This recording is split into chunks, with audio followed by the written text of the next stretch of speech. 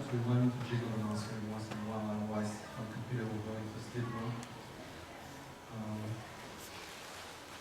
Basically, welcome to the Owasp USA event. It was a really great pleasure to be here. So far, I had loads of fun. So today I'm presenting a paper that I wrote like a couple of months ago. It was for my next trick hacking Web 2.0. And pretty much this is the live version of the presentation which I presented in Belgium Day, and also the London chapter meeting. So actually the last time it took me around 2.5 hours to go through the whole thing. So this time I actually hope that I finish in 1 hour. And I have a bit of time for questions now. That's why it's the live version. Just a few words for the presentation. I'll try basically to do a little bit more on kind of eating ideas rather than showing some technical content. Because we're all technical here, I guess that at the end of the presentation, if you're really interested in this sort of a subject, you can go and search on your own. But it's really hard to get the vision to the people and the concepts. Right. I'm not sure if you've heard of this project. This is pretty much one of the websites that are running in the citizen. It's an organization that pretty much deals with security research, mainly. We like to call it think tank, because we function pretty much in a similar way. Right. Before we start, feel free to ask questions. Last time, the local channel meeting in London, it was pretty good because we had this sort of interaction between me, Dennis, and Ivan, and everybody else, Adrian, who were there. We had this really great interaction between us, and we were kind of generating ideas on the go. It was a lot of fun. And of course, we were drinking also beer, so we were getting very tipsy in the end. But it was really good. Today, I do like to hear like the questions and opinions, your opinions about the subject. And I'll try to go through the entire material as fast as I can. So we have a little bit of time with it. But if you have something important to ask, just feel free to do so. Now, just a little bit of introduction. What is Web 2.0? And pretty much what you see, this is Web 2.0. It's a bunch of content. Nothing more than that. However, it's very important to define what is Web 2.0 because initially when I started doing all this research, I didn't know myself what is it. So I went on the Google, started looking around, and pretty much came up with hundreds of definitions of what is Web 2.0, what it's supposed to mean. But generally, to summarize it, it's actually a buzzword. It's nothing more than that. And it was invented by Ryan Meany in 2003 in a series of events titled Web 2.0.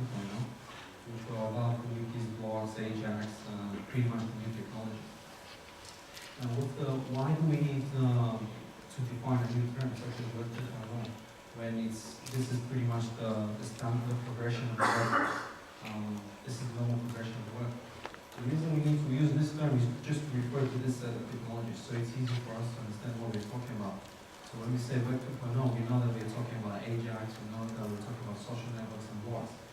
When we come up with a new technology, probably in the future, like RDF or OWL, probably we're going to call it Web 3.0. And in that case, when we say Web 3.0, we're going to refer to that set of technology. So although it's a buzzword, it's very useful to describe what you're referring to. But mostly, Web 2.0 is about these the last 2 points. These are the most important things about the web today. Data in the cloud and applications on the ground. And this is pretty much what all these companies like Google, Yahoo, and eBay are trying to solve. They're trying to ship all our data into the cloud so it's easily accessible by everyone. Not by everyone, but you yourself and all applications that probably want to work with that data. So that's why it's data in the cloud. So if I'm in, Malaysia or some other place, I can still access my data. Right now, I'm kind of out of this PC I need to carry all the time because all my data is inside. And although I'm a heavy Google user, not everything is in there. The other thing is applications on demand, which is a very interesting concept. As we know today, most of the applications are static. We either download them or we log in and we basically get the features that the vendor intended to use, and they're not very dynamic. So what a lot of people are trying to accomplish, especially Google and Yahoo in this area, is to design the web technology in such a way that I can demand an application when I need it. So when my data is in the cloud and I need the financial application to tell me, for example, my budget for the next month, I should be able to demand that application, say, give me a financial application. Maybe go to Google search and I say financial app, and it'll show me a list of applications that I can click on, which automatically binds to my data, which is in the cloud. This concept is also known as utility computing. So I get applications when I need it, not like installing them just for no apparent reason. I can switch to different languages, different applications, depending whether I like this service better than others. Now, what is Web 2.0 hacking? Again, it's really hard to say because, as I said, this is the natural progression of the web. So we don't really expect new vulnerabilities. I mean, we have the same problems as 20 years ago. Probably I was very young, 3 years old back then, you know, but we have input validation, which is pretty much the issue that we're facing today. But with every new technology that we bring into the game, we actually expose to more issues. So if you think about when email was invented, when the email ecosystem was invented, people were not thinking about spam, you know. But just with bringing a new technology, now we're thinking about spam. Now spam is a big problem, and a lot of companies actually solving it really well. It's still a big issue for many of us. And this is what Web 2.0 security is all about. Although, by looking with the technical eyes, right, if you have the technical mindset, when you look at it, there's nothing new. There's just input validation issues, the same old stuff that we're facing every day. But when you're looking at it from a creative sort of attacker perspective, you see that there's a whole lot of different opportunities around, on the web that will allow you to, as a malicious guy, do a lot worse than what you can do today. And this is what I'm trying to show. So basically, I sit around this topic for quite a bit, and I wrote a paper, and I tried to summarize everything, but it was not that successful. Actually, I ended up writing like 60 pages of a technical explanation, which when I read it after a week of once I finished the paper, I realized that I cannot understand it myself. And so basically, these are the points that I wanted to cover: data manageability, information leak, live profiling, information finding, service abuse, agents, which is like the ones and stuff like this, distribution and attack infrastructures. Now, I won't be able to cover all of them, but and this is not necessarily everything that is related to Web 2.0 security. And in fact, I invented most of these terms myself, so probably they're not even appropriate. I'm not actually saying anyone to use them; they're just there for me to help me out, pretty much. Right. The paper, which the original one was basically 60 pages, I kind of tried to squeeze it a little bit, and I changed the entire sort of structure of the paper. So instead of giving technical stuff, I kind of represented 5 stories.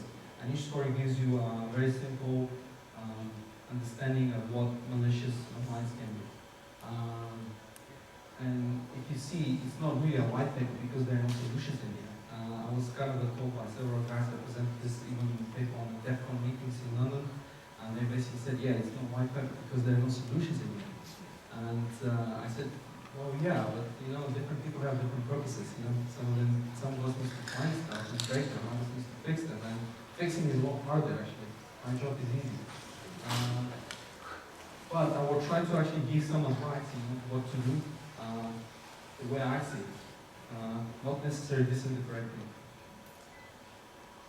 These are the stories. If you actually go and look at the paper, you're going to get actually more information from this presentation.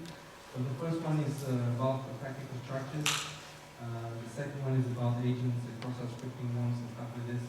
We have one about distribution and aggregation, syndication, Web 2.0, information spreading, this is quite a big thing, and service abuse, which is something that I actually feel every day. Now, the next part of the presentation is pretty much, it's quite light, in fact. Every slide is kind of has a few words in there. Maybe it's a question, or maybe it's something to provoke you thinking, and I'm gonna The reason I actually changed to this type of representation is because last time I needed to go through every single point and I didn't have the opportunity to kind of brainstorm in the process. Because the subject is so large, it's really hard for me to summarize for you, for example, what is most important. So I'm going to brainstorm with the process, and the slides of the previous presentation are also available online, so you'll be able to check them out if you want to. So let's start with the first thing. I'm sure that most of you know what is Impact. Probably most of you have heard of a web attacker, which is a malware construction kit. So the way they work, they're kind of simple PHP interfaces, which allow the attacker to configure the process of the attack. And also they have a few files that are pretty much exploits. Most of them downloaded from your world and just modify a little bit to suit the purpose of the attack. So this kind of malware construction kits are developed on a constant basis, and they're kind of responsible for constructing most of the botnets.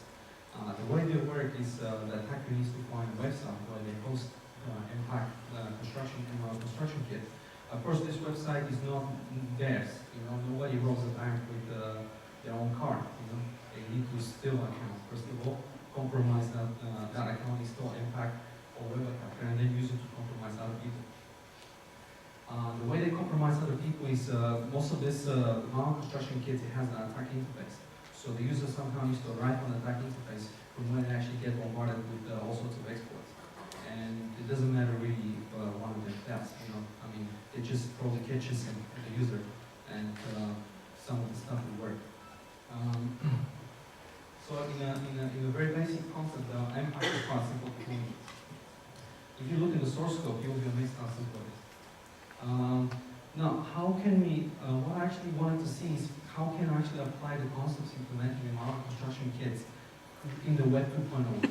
So imagine that if we have a traditional, eBay application like 10 years ago was all CGI, today it's like all this Web 2.0 and flashy. Think about the same thing for our construction kits, Impact was back in the days with the CGIs. Now people can actually abuse and use Web 2.0 technology to construct something a lot larger and a lot more complicated and more agile and efficient at the same time. So I have a little hint down there called Google Mashup Editor. And this is kind of one of the technologies that I've stumbled across that allows me to build powerful attacking constructions virtually in no time and use it to attack other people and sort of construct a botnets on the internet. So what I did, as soon as I got my account with Google Mashup Editor, I sort of started playing around with the examples. There is one CRUD example, create, read, update, delete example. Google Mashup Editor supports this backend databases with feeds. And kind of modify a little bit to suit my kind of a multi-user support. I need to implement multi-users for whereas people can log in, they can configure their, for example, attack scenario, and then based on them, also launch attacks against the victim. There was because the Google Mashup Editor is all based around the Google Code version, which is also a subversion repository, so you can upload also files in there. You can upload simple HTML, Jetpack images, so you can pretty much embed the entire Impact toolkit inside Google Mashup Editor. All these image header parsing vulnerabilities, you can just put it in there. And the cool thing about Google Mashup Editor is, again, it is actually mostly client-side programming. It virtually takes no time to start up building applications, and you can host any account that you want. So I ended up constructing a simple application. There's a simple HTML file that includes a feed configuration specified by the user, and according to the specifications in that feed, it constructs pretty much the malware on the file and sends it to the victim. And of course, if the victim is using vulnerable version of it before they get attacked, pretty much. Now, the entire application, probably to build the entire application took me like a day maybe. And what is cool is that, and what is the problem, is that even if somebody closes the application down, because it's so agile, and really Google tried to actually give the developers the opportunity to develop powerful applications. These attackers can bring back the application to live version in a couple of seconds. As I said, it's based on subversion. You have a subversion repository. You can quite easily synchronize your local subversion repository with the remote subversion repository. So as soon as they close the application, the attacker will open another account. 2 seconds later, a new instance of the toolkit is online. and it's hosted by Google services. Now this is a very interesting concept because a lot of applications will go this way. A lot of vendors will allow you to upload applications online. As I said, utility computing. It becomes, I mean, today, it makes no sense for me to start, let's say, the next email. Mainly because it will take so much effort. But I can build applications around eBay, which can bring me probably the same profit as eBay. I mean, depending how people like it. And I can base it on this sort of a cloud technology. Just the application is online, hosted by some big vendor. I'm not really interested in traffic and stuff like this. They're actually selling me listing for myself. And this is what is happening in the pretty much the application landscape. And as we know, applications can be malicious or non-malicious. And the same thing applies to the web. So the problem that these vendors that allow you to host this application have is now that they need to come up with a new set of technologies that will allow them to sort of scan the entire construction data, entire user supply data for malware. And we don't have the technology to do that yet. We can run, for example, virus scanners that probably can take some of the attacks and the malicious files that you're hosting, but it's not there yet. And we'll take a lot of these to achieve that. Right. Maybe I'm missing some stuff, but I don't know. Who's Sunny? I don't know if he's here, but supposedly he's there. Yeah? He's down there in the corner. But this is kind of what we're shifting to the next sort of scenario. That was basically the technical structures, and we're going to kind of again combine everything together into a bigger picture. So he pretty much coded the XSS war, which wasn't the first one, but it was by far, I think that is the largest so far, and it's the fastest spreading. I'm not very good in biology, I don't know much, but I know that it's spread really fast. And the question is like, if some sort of like an organism, like a cross-descripting organism, can live on top of the surface of the web, what will happen if the next time someone exploits a vulnerability like this and there's also some exploits with it? If you think about MySpace, probably infected, I don't know how many million profiles, but this doesn't mean that this is the number of users. It actually that saw the code pretty much. Imagine there was also external users arriving on this profile. So we're probably talking about 25 million users that day, arriving into MySpace of infected profiles, which potentially could host, I don't know, for that time, DML, Internet Explorer exploit, which was pretty available on Neowar, and it's easy to customize by changing the payload to where they want. So this is pretty much broadly the idea of actually. If you think about it, client-side technology, what it used to be, it used to be kind of a glue mechanism for gluing the server side and the client side. Today, client-side technology is a lot more. It allows you to do a lot of things. So it's not this sort of a binary interface where, in order for the client-side script to do something for me, I need to do something for him. For example, in order for the client-side script to run, I need to go and visit the page. It was almost like RPG game. I'm making a move and the server makes a move. But it's changing. Actually, it's changing into something very different from what we have imagined before that. So basically, this topic includes kind of a lot of ideas that I kind of brainstormed, but I didn't know where to put them. And one of them is like the ideas behind cover channels. As I said, most of these attacks that we see today, we have, for example, in the case of most of the client-side exploits, especially those running on a very popular website, they're using either ads to kind of feed the exploit into some major website that has a new ads or something, or they're using iframes, hidden iframes, so when you arrive, you load the attack interface and you get exploited. But with the help of Web 2.0 technology, oh yeah, by the way, as soon as, for example, the good guys go there and check the iframe source code, and they see the IP address, they know where is the command and control center. So they can just easily go there, demobilize it, or just bound the IP address, or I don't know what you can do, but you can do a few things. However, with Web 2.0, you can actually create hidden channels into, and they can be so tangled into the web that it's hardly possible for me or anyone in this here trace the command control center. And we don't need even stuff like fast flux networks or anything like that. The web provides all the facility. So the idea that I come up with is, and I think that is actually quite a serious problem, is this sort of a RSS feed aggregation capabilities of Web 2.0. As I said, the Google Mashup editor, for example, is all relies on the feeds. This feeds can provide malicious information that, if you think about the malware will be some sort of a octopus with head and tentacles. The head is pretty much the command and control center, and the tentacles are like all endpoints where my exploits are right? And the attacker's exploits are right.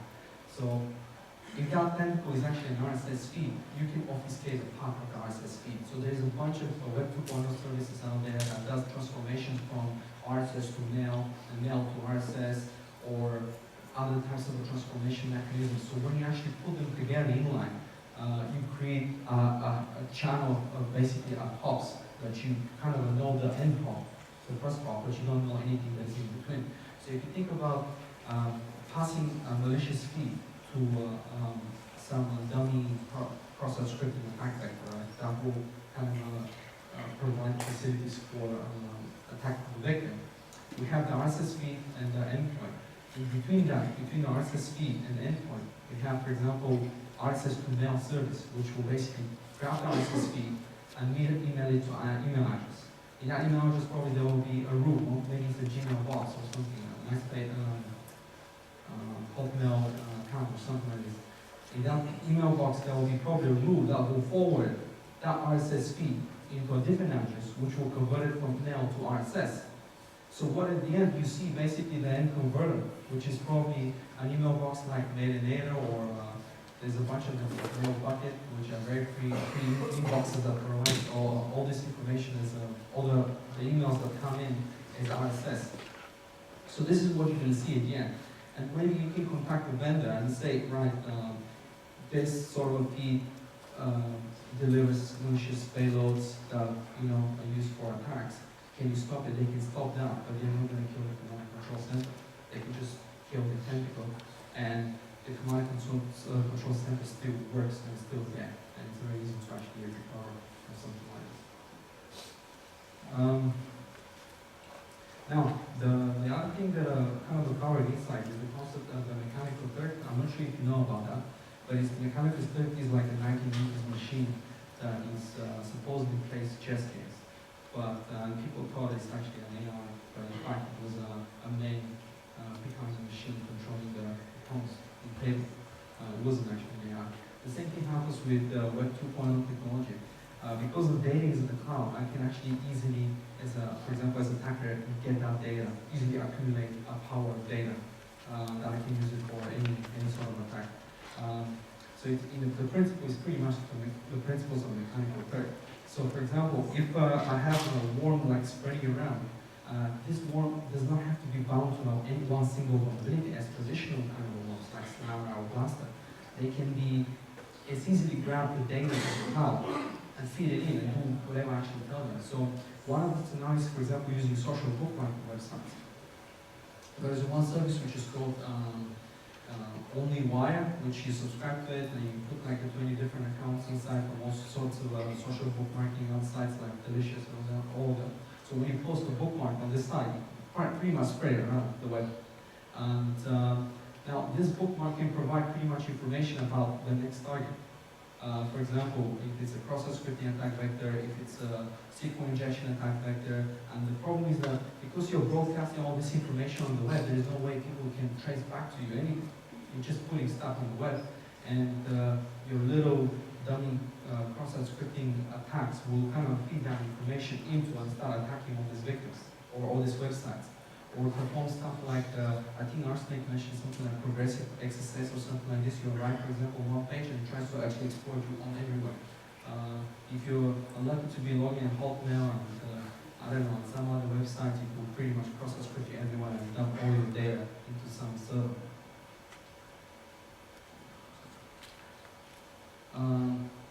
The other thing is, actually I mentioned the broadcasting. So this is a very interesting sort of problem that I had, and I tried to figure out whether it's possible, because for me this is a big deal.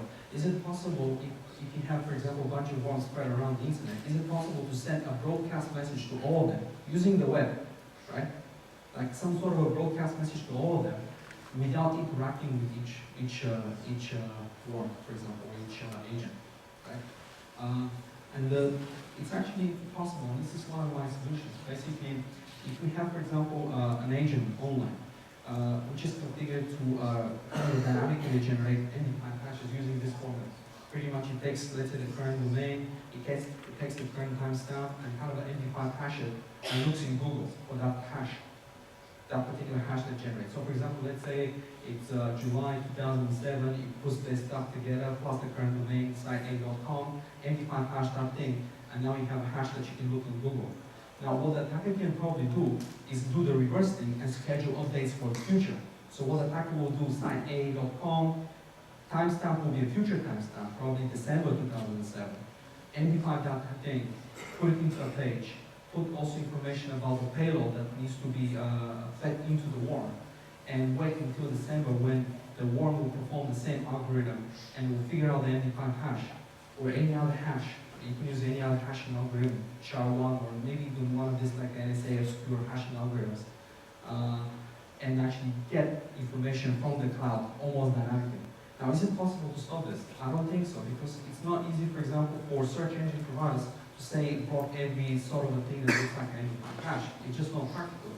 We use MD5 hashes all the time.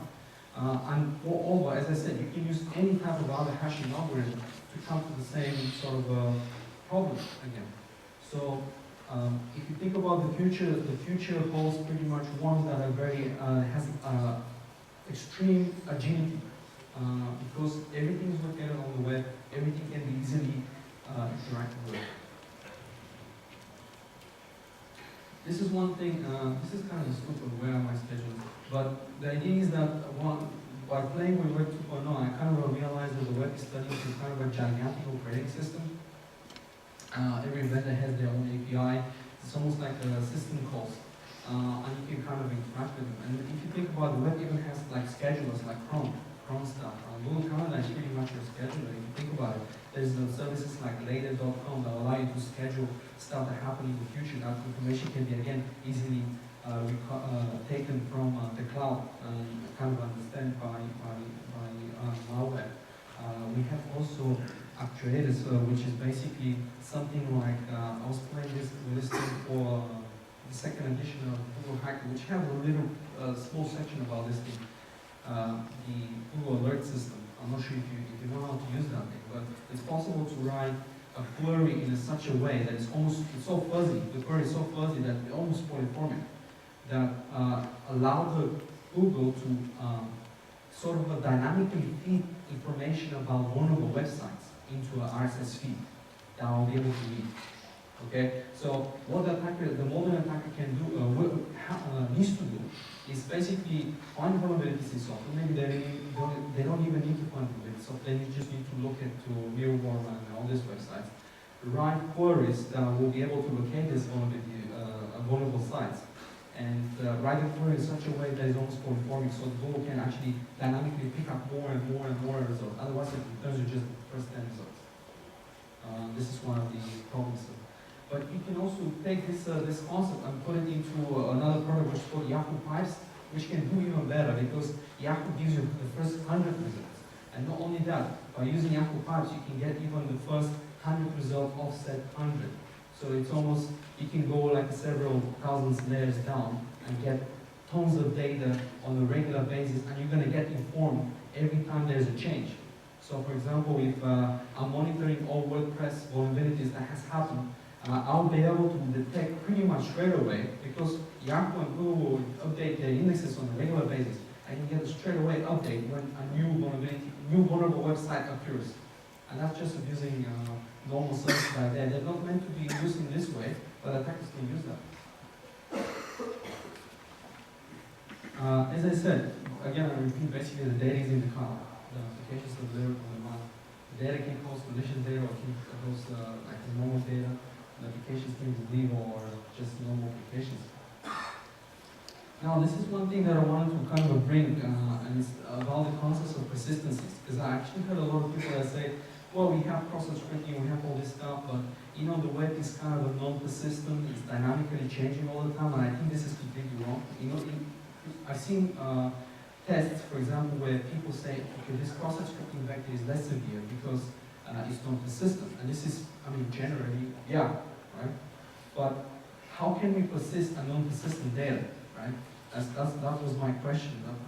And if you think about it, if you have, let's say, a website that sums up two numbers and has a get kind of a query, right? Number 1 and number 2. So we put 4 and 4, the result is 8, right?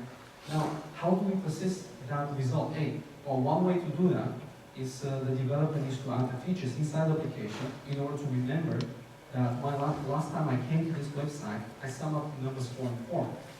But by using bookmarks, you can pretty much achieve the same thing, right? If I bookmark the page, every time when I click on the bookmark, I can get to the same result.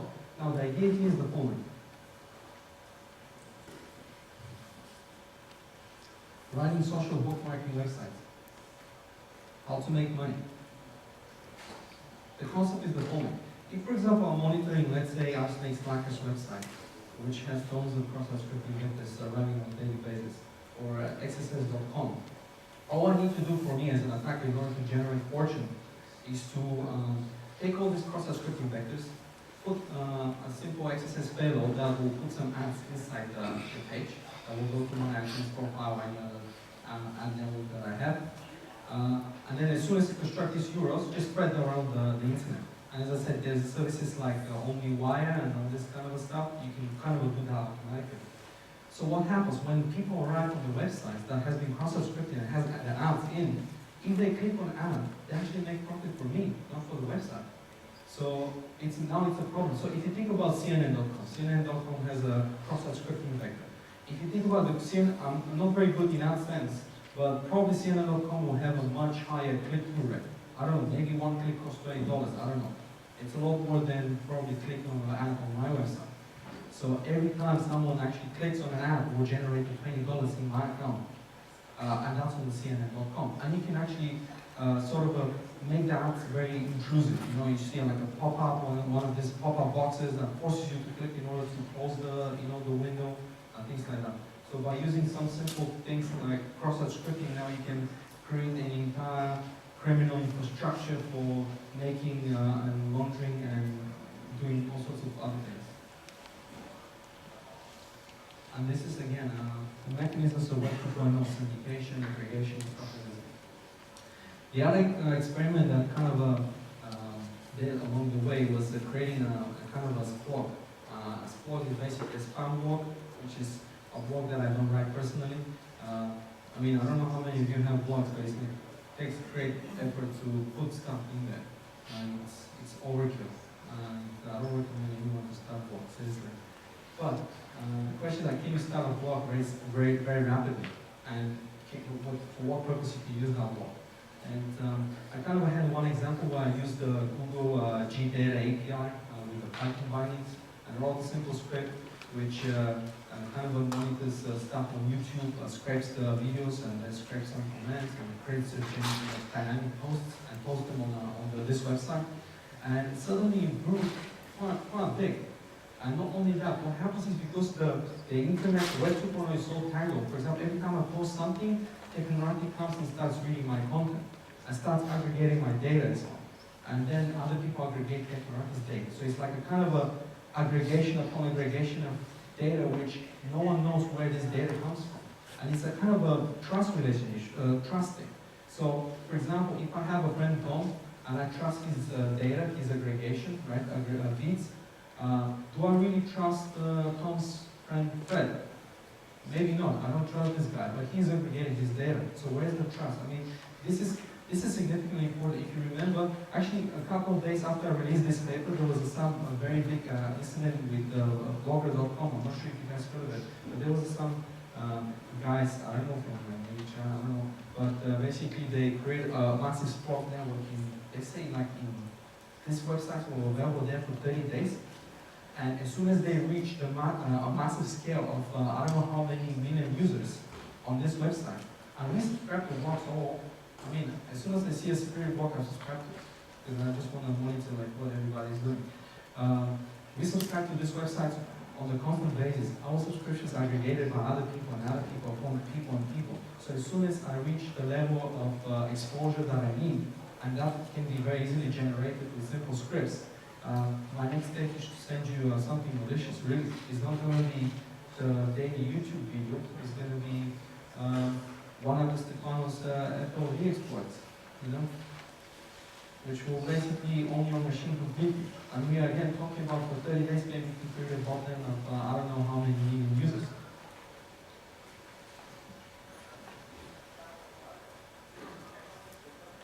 Yeah, infinite process. Service abuse.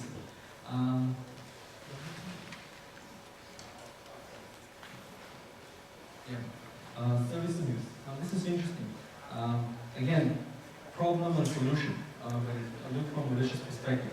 If you have, for example, a big network that you want to monitor, and you want to know when something happens right away, how are you going to do that? Scan them all the time? I mean, I don't have the bandwidth to do that, first of all. And second of all, it will be slow, tedious process. And moreover, I need to actually come up with scripts to extract the data that I need. And most of the time, the data is probably not providing the text formats, so I cannot just grab them. So one way to do it, which I haven't done, but I actually tested and proved it works, is by using something like the Yahoo pinging service. So what this service does is I can force the spider to go and visit the website. I start spidering this website. So the attack works like this. So for example, let's say I have the attacker has a big network that they want to know about things happening inside of this. So what they're going to do, they're going to probably scan the entire network, identify all web ports, which 80, 443, and 81, and all of this. And as soon as they identify the ports, just make sure that the spiders arrive on this website and start spidering everything that is in there. It will take around 3 days for the bot to come and spider the website, and another 3 days for this information to get published on the indexes at Yahoo. Then the next stage is to create a custom search engine that has all the URLs that you force the bot to go there.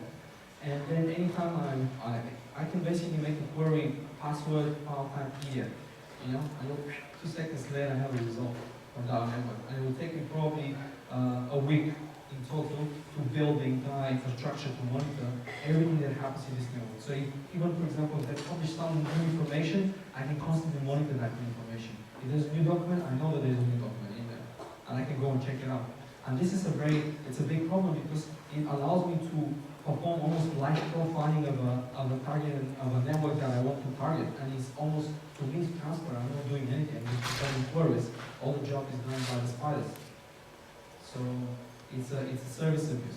So one thing that you have to, as a developers, or we have to, as a developers, what we have to think is that if the web becomes more like operating systems, we need to treat it as operating system. If, for example, your operating system is perpetrated by a malicious program, although it's inactive, it's still security risk, because at some point later, you might execute that application. And if you execute this application will pretty much take over your computer. So if you think about this, but apply to the web, any malicious application on the web can infiltrate your security. When you design services, you don't have to look only on the input validation issues, which probably we can solve now with even in an automatic way. You have to talk about, you have to look at how this application will fit into the entire ecosystem of the web. Can someone really take it and use it completely?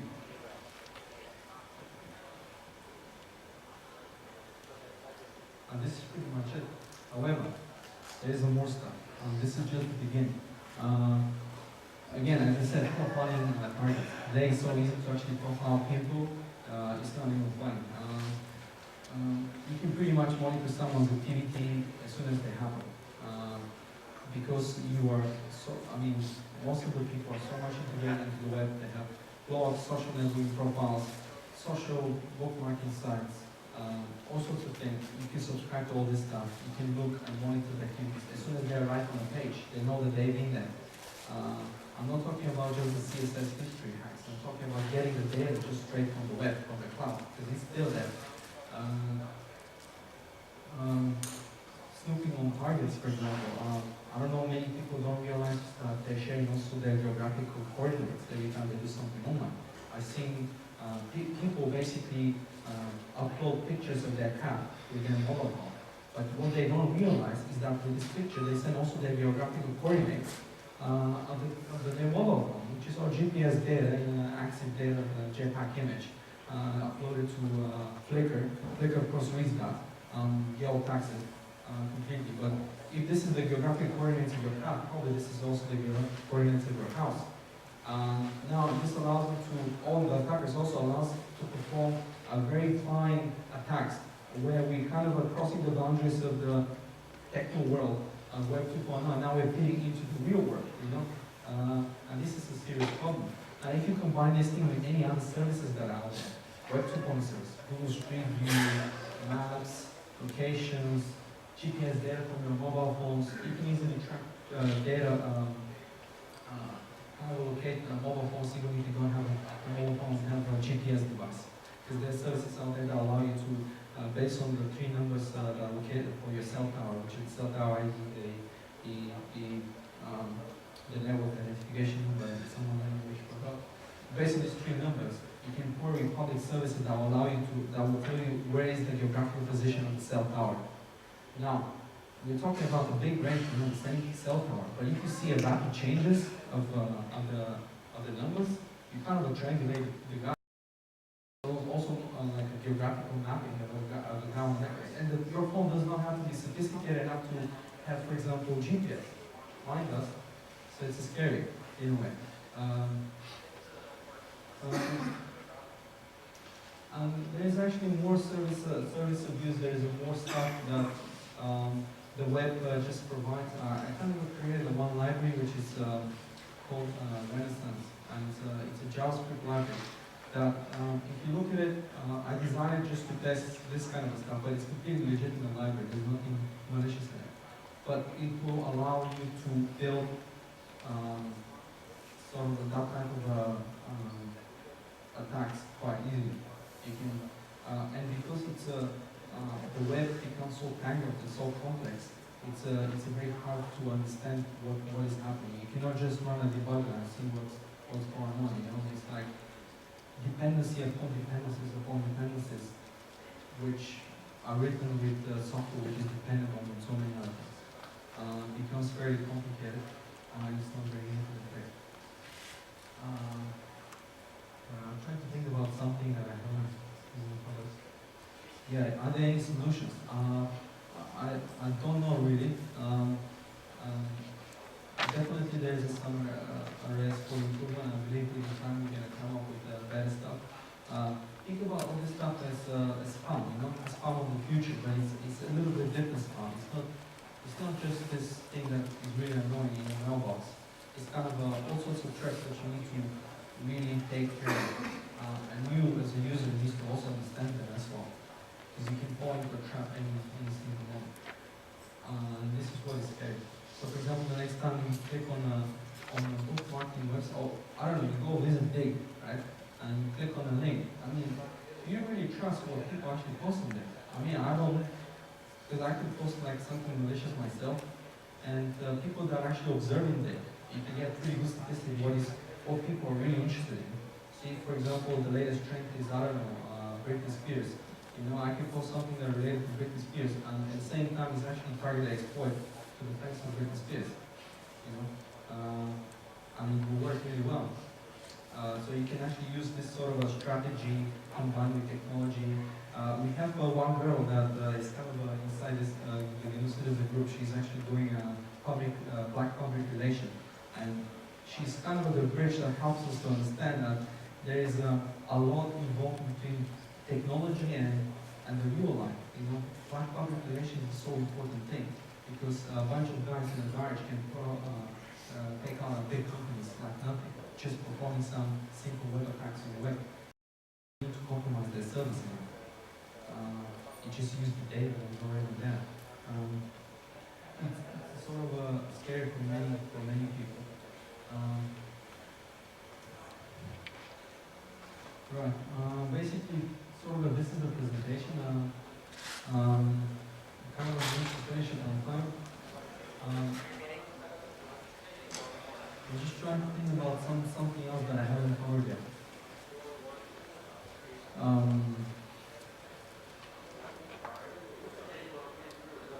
First of all, are there any questions?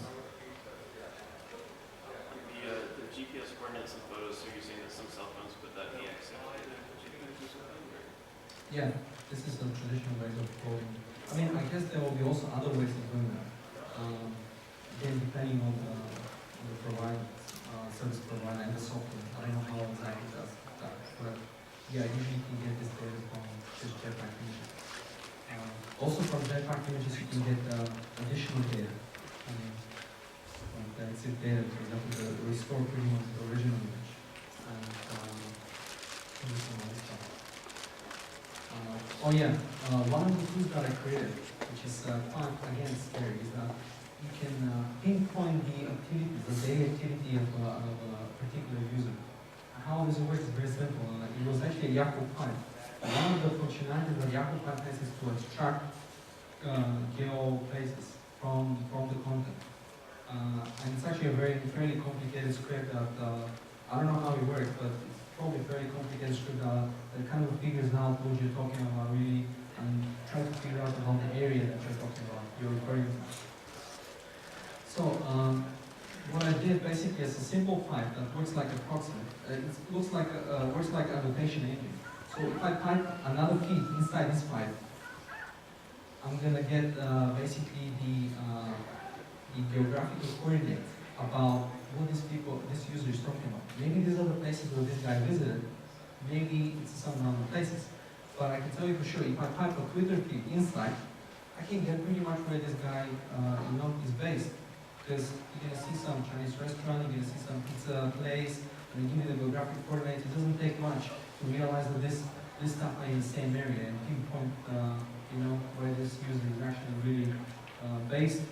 And if you think about it, it's scary because this user did not really intend to give you that information, but he kind of provided that information anyway. And with software now we can extract that information and use it for whatever purposes we need. Any other questions? Do you think there's anything clients can do as opposed to servers to fix the problem? Sorry? Do you think there's anything clients can do instead of servers to fix some of these problems? Well, you can start using extensions like NoScript, but as far as I know, they work really well for tech guys. And they don't work for normal people. Mainly because the extension actually does a pretty good job. It will block, for example, some JavaScript and stuff like this. But it will block all the JavaScript that you haven't trusted yet. Okay? So if you trust Google.com, everything that comes from there is fine. Which is, as I said, not necessarily true. Google.com can deliver anything to you. One of the ways to solve all these problems is based on trust, the network of trust, which does not work because it's very complicated. The network trust started with PGP and all this stuff, and I don't think that anyone is using that. I don't know, maybe, I don't personally use the network of trust with PGP at all. There's no application. So the other thing is, for example, people say now we need to start signing every single bit on the internet. So every single thing is completely signed with certificates and everything. I mean, this is really good, but think about when everything is signed, what most people will do, just agree on the certificate. They won't actually improve the situation. That will be the next certificate on the line. It's almost like installing drivers for Windows XP. You're warned that this is not signed driver by Microsoft, but you want to get your printer running, right? So you click yes. Even security people will click yes. I'm not going to actually fire the debugger just for a stupid printer, like a debug the driver just to see if it's malicious. It's not feasible to do. It's the same thing with the web. Any other questions?